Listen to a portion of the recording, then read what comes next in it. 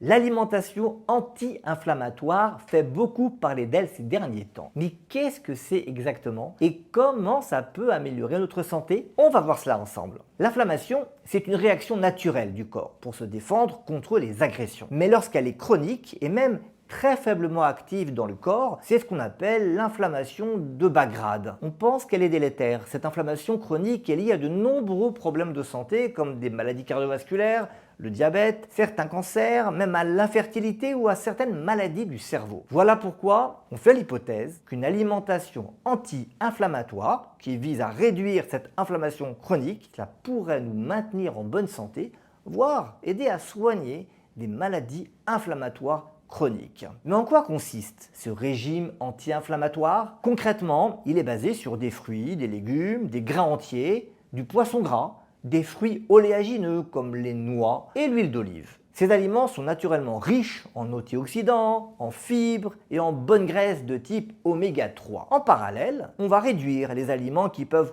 provoquer de l'inflammation, comme les sucres raffinés, les graisses saturées et les aliments ultra transformés ou encore les viandes grasses. Concernant les produits laitiers, ils sont globalement rangés dans les aliments anti-inflammatoires. Des scientifiques ont créé des scores qui donnent pour chaque type d'aliment son potentiel inflammatoire. Alors ça peut sembler révolutionnaire ce régime anti-inflammatoire, mais en fait, quand on y regarde de plus près, on se rend compte que le régime anti-inflammatoire ressemble beaucoup à d'autres régimes qu'on connaît déjà bien. Par exemple, le régime méditerranéen, qui est reconnu comme le modèle de l'alimentation santé, est naturellement anti-inflammatoire. Le régime DASH, conçu pour lutter contre l'hypertension artérielle, va aussi dans ce sens. Et le régime MIND, qui mélange un peu des deux précédents pour la santé du cerveau, mais aussi sur des aliments anti-inflammatoires. Des études ont montré que tous ces régimes peuvent réduire les marqueurs de l'inflammation dans le corps. Par exemple, le régime méditerranéen réduit significativement des biomarqueurs inflammatoires comme l'IL-6